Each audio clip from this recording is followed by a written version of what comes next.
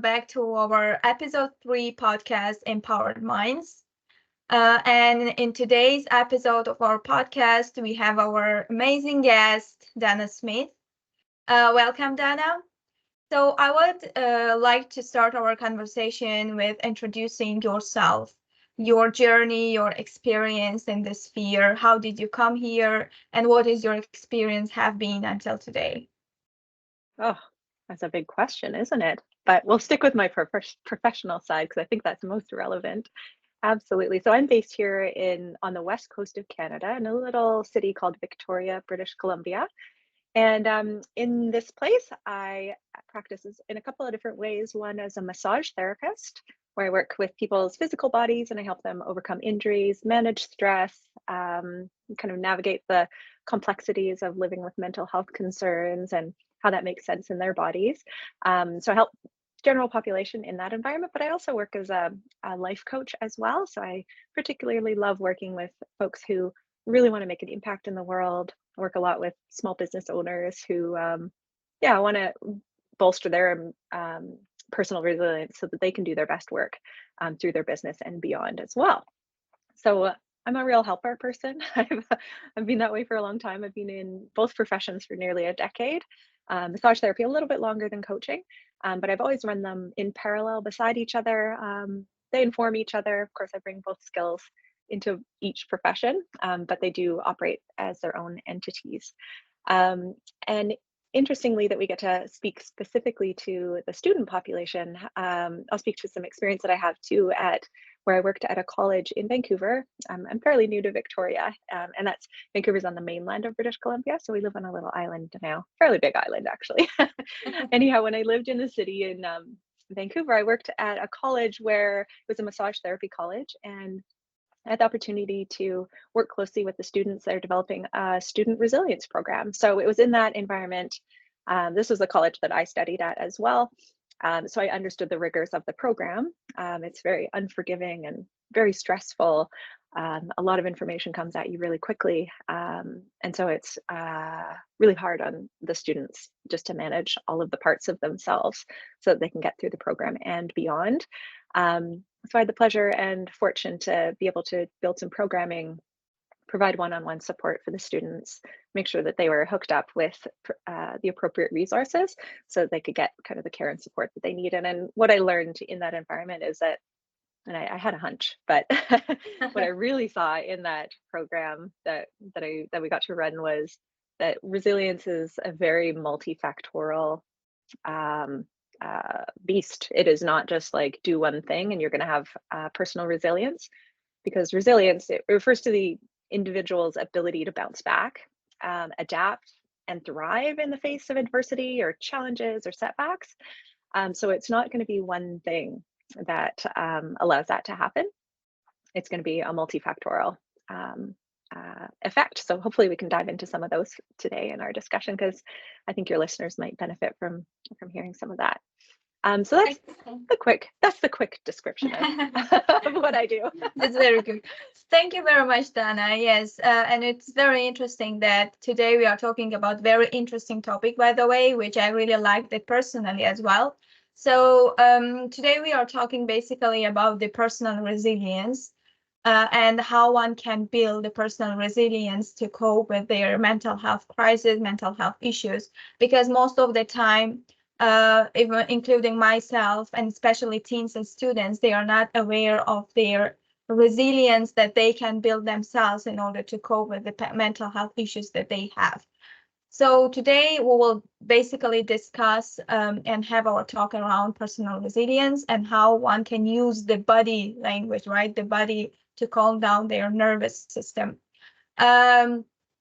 So I think everyone would be very interesting first, because even for me, when we say personal resilience, it is easy at the same time, but also very abstract.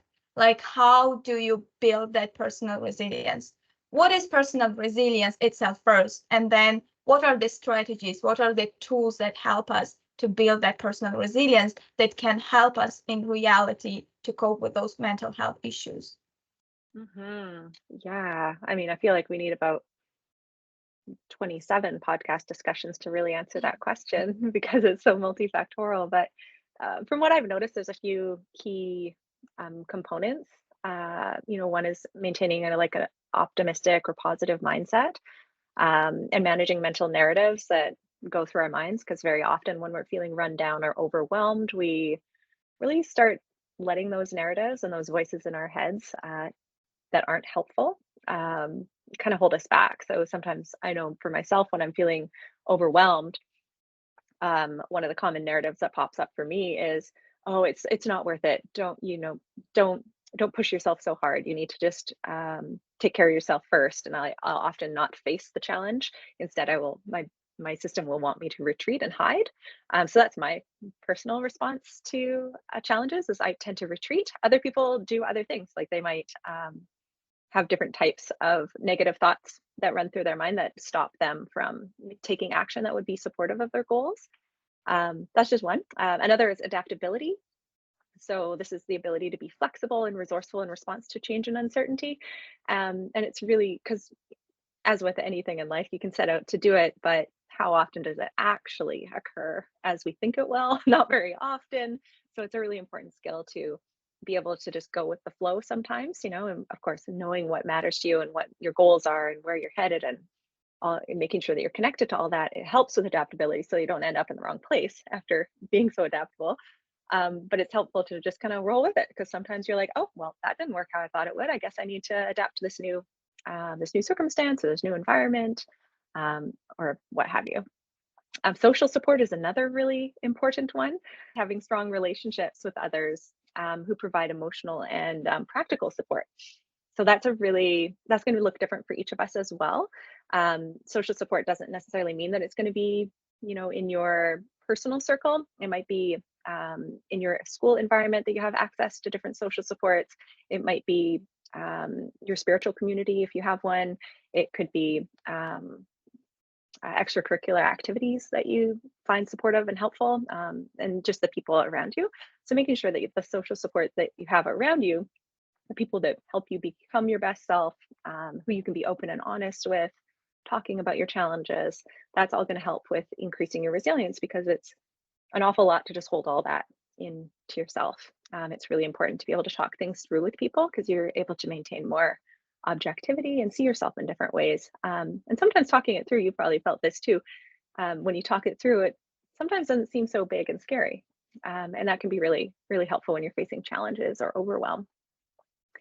Developing problem solving skills is a really good one, and this is identifying your challenges and addressing them, with like discernment, using your, it's being able to look at a problem and not be overwhelmed by the complexity of the decision-making process, but being able to go at it, given that I have a positive mindset, wouldn't it be great if I could find my way through this in a way that helps me get closer to where I'm going. And in that, sometimes it can be hard to access all of that, because we have a hard time with our emotions. When I think all of us can relate to feeling overwhelmed by our feelings sometimes. And a lot of us weren't really taught how to process that, what to do with our strong feelings and emotions, how to label them and identify them, and how to let them kind of just move through us in healthy ways. Because emotions are just there to be felt, they're just there to be experienced. And then from there, we can use our minds with, okay, well, now that I've experienced this feeling, you can take actions from there that's, again, from an aligned place that makes sense for your journey and your path and what you want to be achieving. Self-care is a huge one, right? That's, I think, a big piece about what you're talking about in your whole podcast series, from the sounds of it, different ways for students to access self-care. And again, that, it's prioritizing activities that are, self-care can look like so many different things for all of us. And it's just a matter of finding what that is for each of us, identifying what those things are that really fill you up or help you feel like yourself the most. Those are ways that you can practice self-care also. And then, having a clear sense of purpose is really helpful, and if you have a spiritual practice or a religious practice, that might be tied into, your sense of purpose. It might not too. It could be a whole different topic as well. Like some people have a very isolated their sense of purpose, and maybe they have a professional sense of purpose, and that might have a different set of goals and values and beliefs than your personal one. And that's a whole other journey to uncover each of those. So there's lots of factors involved in developing your resilience. And the way I look at resilience too is like it's almost like a buffer that's around you, like a bubble, like an energetic bubble. And sometimes when we're feeling run down or overwhelmed, or we're struggling with our mental health or our physical health, that buffer is a little bit closer in. And if something hits the outside of that energy bubble, and it's quite thin, it might knock us. But if we're able to inflate that space so that there's more of that protective layer around us, we're able to just kind of be more bouncy and just kind of respond to it. It's like, whoop, whoop, I bumped into something or something bumped into me, but it's not going to hurt me. It's not going to hold me down. I'm still going to be able to acknowledge and move with it, keeping in mind, where I'm going and what I want to do. Exactly. Thank you very much that you mentioned about the social support, I think, which is very important in terms of teens and students, both at school and home. I think there always should be this communication between parents, between home and school teachers, because only in that case, I think the safe environment would be created for students or teens to build that personal resilience that they need. I wanted to ask about the role of parents in building resilience for students or children. What is the role of parents? How can parents help their children to build that resilience? Yeah, children learn best by example. From what I've noticed, I mean, I have a grown daughter now. She's 23, and she's taught me this, but I've also seen it in other children that it's more likely that a child is going to model your behaviors and the actions that you take than you just telling them what they should do. so it's helpful if a parent can show their children or their young adults through their own behaviors and actions what self-care looks like by having good boundaries and upholding a parent who does self-care for themselves is going to normalize, and it will become part of the practices of the family around them. So ideally, in an ideal world, I would hope that a young adult or a child has a parent or a loved one in their circle who is able to kind of model that for them, so that potentially I could see what that looks like in action, because it's very different than just being told. It's like it's important that you take time for yourself, and yet if I was just to say that and my daughter saw me doing other things that didn't support that statement, it undermines the impacts of the value of that teaching.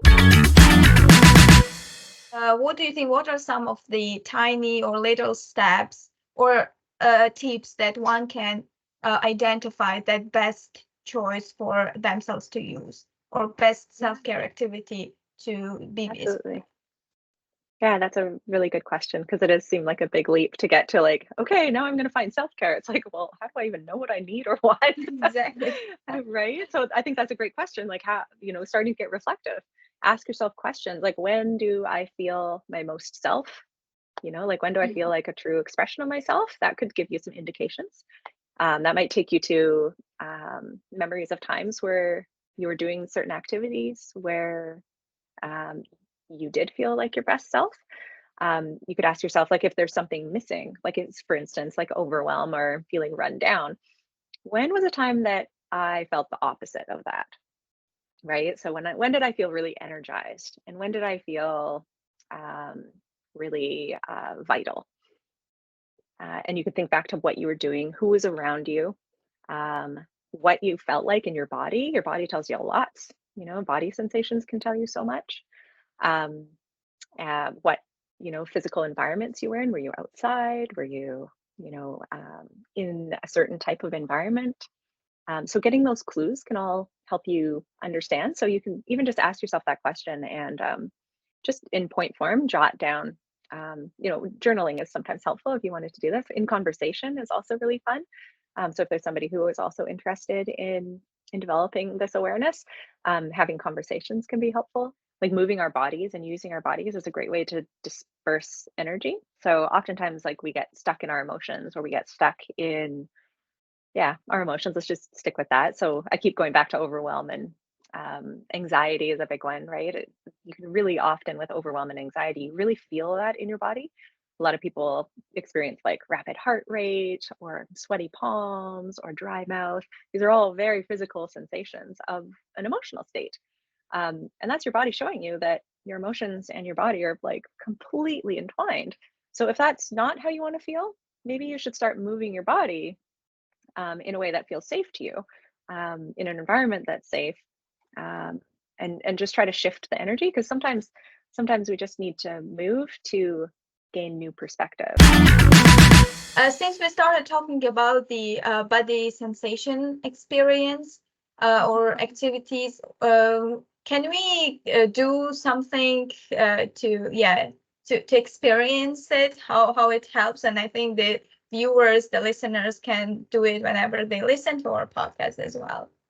Yeah, that's a great idea because it's all very good and well to talk about something, but until you actually do it, you're not going to receive the benefits, right? So again, as a facilitator, in the treatment room, this is what I do for my people. I help them actually do the thing that helps them. So not just talk about it, right? Yeah, not just talk about it, not just read the books or listen to the podcast, but like actually do the work. Exactly. Fortunately, it's often feels nice. It's just a matter. The biggest challenge for people is carving out the time. So if you're here and listening, I would encourage you to join along, and maybe even bookmark this podcast too. If it's something that you listen through and you find out that it's helpful, this could be part of your self-care strategies. You could come back to this very recording. It's all yours. Use it as much as you want.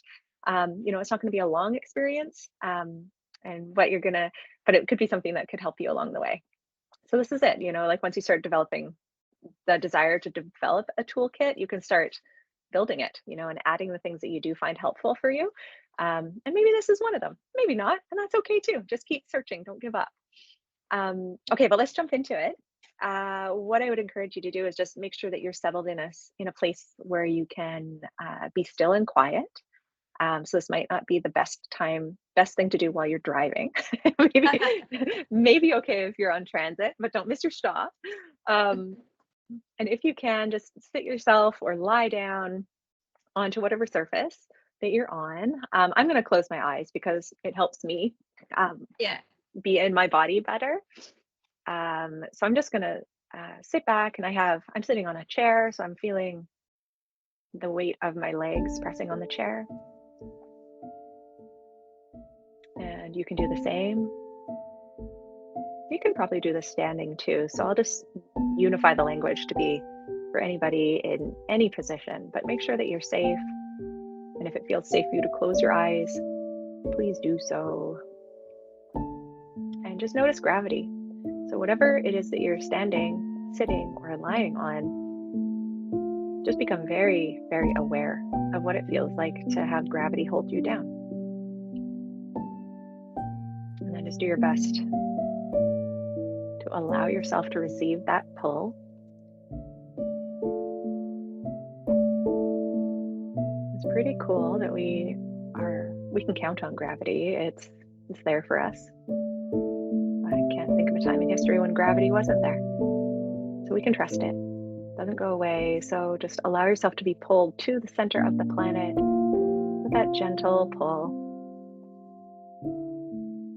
And release any need to resist it or push away from it right now.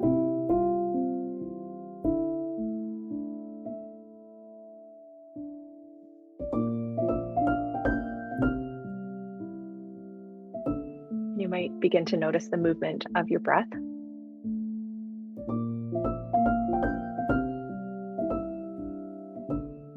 And how you move when your breath goes in, and how your body moves as the breath goes out.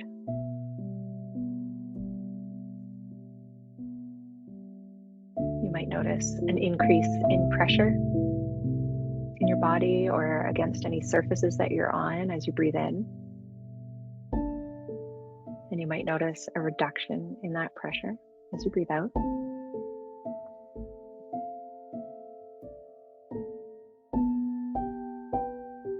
You might also notice that you're having a lot of thoughts. And that's okay. Our brains are made for thinking. You're really good at it. It's helpful to have all those thoughts. And at the same time, it's important that we also have a little bit of authority over when those thoughts are in our forefront. And maybe we can take a little bit of space from them. So if those thoughts are there, you can just imagine them a little bit away from you. I like to think of clouds. How clouds are always moving in the sky. They're a bit over there, not so close. There's all different types of clouds too, just like there are thoughts and feelings. You can just let those thoughts or feelings or memories or to-do lists just sit on a cloud and come back to feeling your body sensations.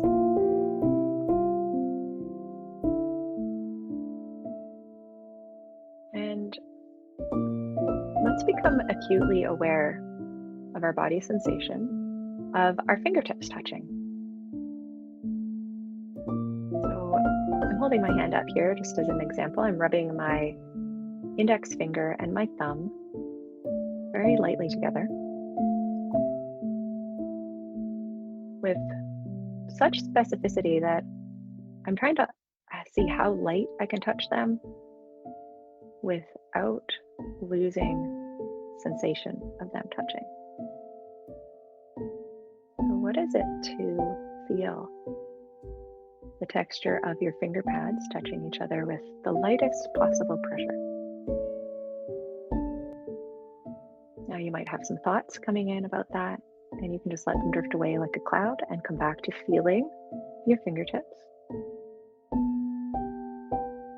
That's all. You don't have to understand your fingertips. You don't have to compare it to something. All you gotta do is feel it. And just let that feeling wash over your whole body.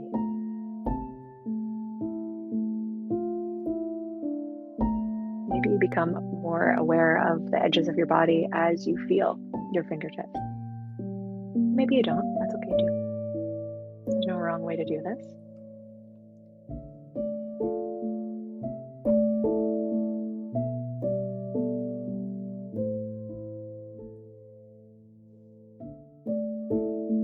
Noticing if you have some thoughts trying to rush in to steal the show, you can just blow them away with the clouds. Coming back to your body sensations. Maybe you want to switch fingers. You might switch to maybe your middle finger or your pinky finger and your thumb. Does that have a different level of sensation?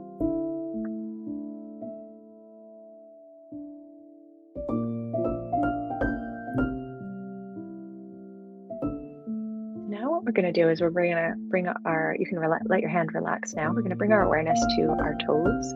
This is another one that's easy to do in any circumstance. So maybe you have 10 toes. I do. I'm going to use all 10 of my toes, starting with one pinky toe, and I'm going to follow all 5, pressing them gently into the floor. And I'm going to go to the other side, pressing one at a time each of my 5 toes on the other foot. And I'm going to just continue doing that very slowly with as much careful specificity as I can, going from one foot to the other.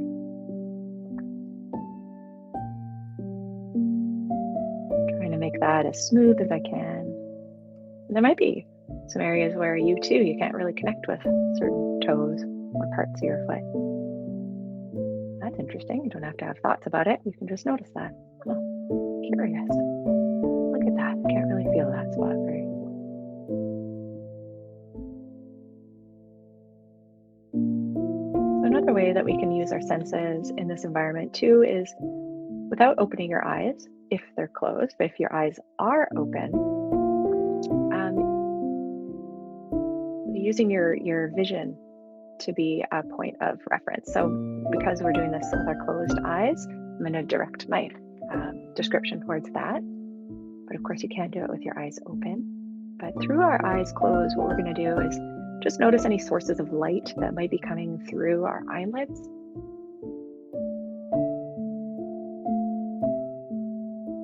And for me, there's light coming from both sides of the room for me. One side is brighter. So I'm just noticing that. You might notice direction of light in your environment too. And as you see that light coming through your eyelids, you might also notice some texture or some color even. Keeping your body soft and relaxed as you receive this information. You can just let that information come. You might come in little textures or blobs. You might see motion moving. There's no wrong way to do this. You might see shapes.